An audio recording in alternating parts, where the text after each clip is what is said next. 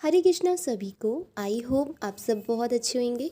तो मेरे पास आज ये वेडिंग लहंगा है जिसकी मुझे फ़िटिंग करनी है। तो जब भी हम मार्केट से लहंगे वगैरह लेके आते हैं, खासकर वेडिंग लहंगे, तो उनकी जो फ़िटिंग है वो हमें इस तरीके से मिलती है। एक साइड से ओपन होता है, बाकी पूरा स्टिच होता है। तो इसकी जो फ़िटिंग है या तो आप टेलर के पास करा सकते हैं, अदरवाइज़ आप घर पर भी कर सकते हैं। तो अगर आप बिगनर्स हैं और घर पर इसकी फ़िटिंग करना चाहते हैं तो आज की इस वीडियो में हम बहुत ही आसानी से इसकी फ़िटिंग करना सीखेंगे। वीडियो शुरू करने से पहले अगर आप हमारे चैनल पे पहली बार आए हैं तो प्लीज़ हमारे चैनल को सब्सक्राइब कीजिएगा। अगर आपको वीडियो थोड़ी सी भी हेल्पफुल लगे तो वीडियो को लाइक भी कर दीजिएगा। तो चलिए इसको फिटिंग करना स्टार्ट करते हैं। तो सबसे पहले जो हमारा लहंगा है यहाँ पे आप देख सकते हैं, एक साइड से ये ओपन है और कुछ इस तरीके से इसका वर्क है। अब यहाँ पर हमें इस तरीके से इसको रख लेना है एंड ऊपर की साइड जो आपको यहाँ पे बेल्ट दिख रही है ना, इस बेल्ट को हमें निकालना है। तो यहाँ पर जो लहंगों में बेल्ट अटैच होती है वो हर टेलर अपने अकॉर्डिंग बेल्ट को अटैच करता है। तो जब आप इसको रिमूव करें इसकी फ़िटिंग करने के लिए, तो आप ध्यान रखिएगा कि जब आप रिमूव कर रहे हैं तो वो किस तरीके से अटैच है, क्योंकि यहाँ पर आपको एक तरीका नहीं मिलेगा, बहुत सारे डिफरेंट तरीके मिल सकते हैं जिस तरीके से आपकी बेल्ट अटैच होगी।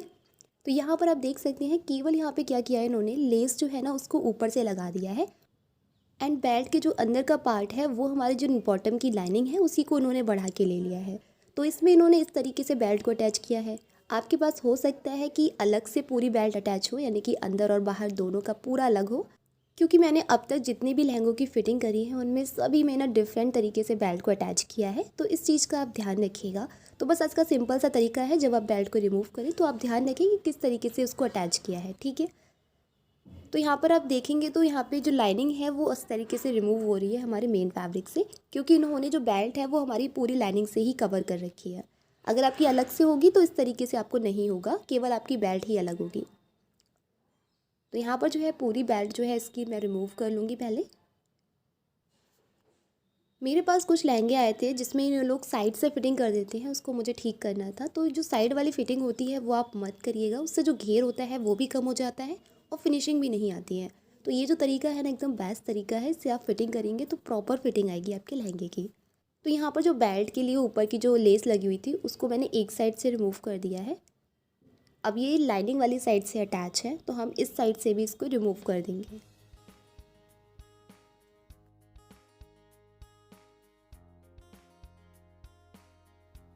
तो यहाँ पर हमने बेल्ट को रिमूव कर लिया है।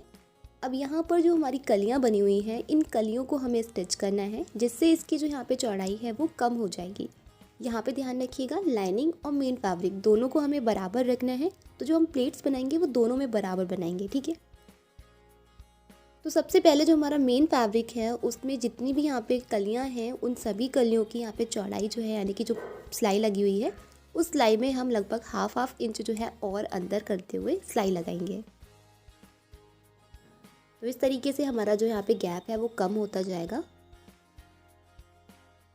तो जितनी भी प्लेटें हैं सभी प्लेटों में मैंने सेम प्रोसेस फॉलो किया है। इस तरीके से जो सिलाई लगी हुई है अंदर के लिए कलियों को जोड़ने की, उसी पर बस आपको हाफ इंच अंदर लेके सिलाई लगानी है। इससे सभी जो कलियाँ हैं वो और ज़्यादा पतली हो जाएंगी और जो यहाँ पे गैप है वो कम हो जाएगा।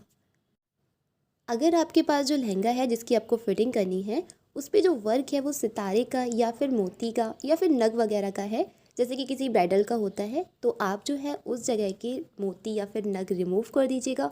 अदरवाइज़ आपकी सुई टूटने का डर रहेगा, तो वो जो है आप रिमूव करके इजीली इसी तरीके से आप उसको स्टिच कर सकते हैं।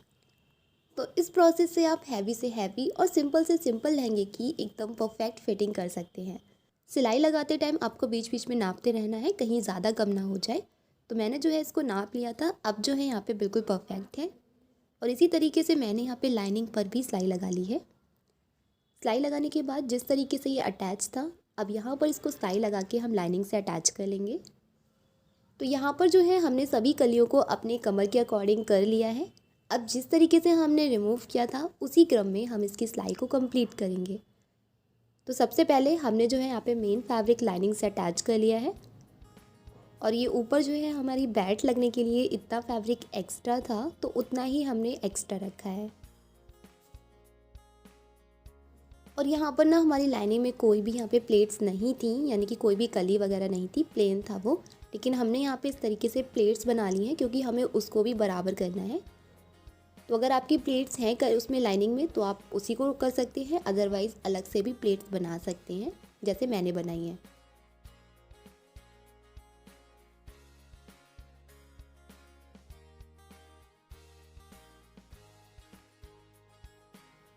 तो यहाँ पर जो है हमने इसको पूरा लाइनिंग से अटैच कर लिया है। अब ऊपर का आपको फैब्रिक दिख रहा होगा जो ऊंचा नीचा है, इसको हम पूरा बराबर कर देंगे।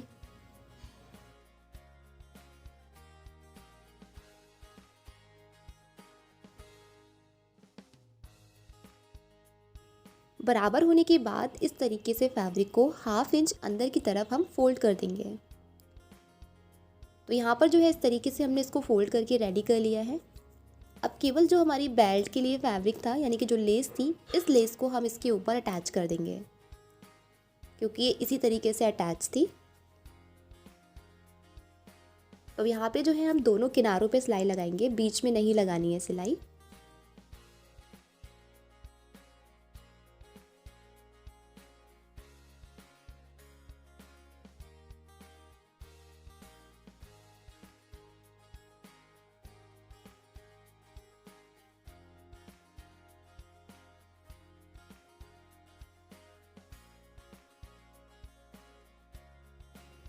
तो यहाँ पर इस तरीके से ये जो लेस है हमने दोनों साइड से इसको अटैच कर लिया है और इसी के साथ हमारी बेल्ट रेडी हो चुकी है। अब इसको एक बार मेज़र कर लेंगे। तो यहाँ पर आप देख सकते हैं मैंने इसको अपने कमर के साइज़ का बिल्कुल रेडी कर लिया है। तो इस तरीके से आप कितना भी बड़ा साइज़ है उसको आप अपनी कमर के अकॉर्डिंग फिट कर सकते हैं। तो अब जो है ये ऊपर से हमारी फिटिंग कंप्लीट हुई। अब ये नीचे वाली जो फिटिंग है हमें इसको कंप्लीट करना है। तो यहाँ पर चाहे तो आप चैन लगा सकते हैं, अदरवाइज़ ऊपर से 2 इंच या फिर 1.5 इंच छोड़कर नीचे की सिलाई को कंप्लीट कर सकते हैं। तो मैं जो है यहाँ पर ऊपर से लगभग 2 इंच छोड़कर नीचे की जो सिलाई है उसको हम कंप्लीट कर लेंगे। तो मैंने यहाँ पे जो है इस तरीके से मार्किंग कर ली है जिससे कि ध्यान रहेगा। अब बस सिंपली जो ये सिलाई है इसको हम नीचे तक कंप्लीट करेंगे। नीचे तक नहीं, नीचे जो ये बहुत ही ज़्यादा हार्ड फैब्रिक है इसको हम हैंड से स्टिच करेंगे और जहाँ तक हमारी सिलाई चलेगी वहाँ तक हम सिलाई से कंप्लीट करेंगे। तो आप देख सकते हैं नीचे से लगभग ये 12-13 इंच रह गया है। इसको हम जो है हैंड से स्टिच करेंगे क्योंकि ये बहुत ज़्यादा मोटा है। तो यहाँ पर जो है हम इसको हैंड से स्टिच करने के बाद इसका फाइनल लुक दिखाते हैं। तो गाइज़ आप देख सकते हैं ये इसका फाइनल लुक है। गाइज़ उम्मीद है आपको वीडियो पसंद आई होगी। वीडियो अच्छी लगी हो तो लाइक से सब्सक्राइब ज़रूर कीजिए।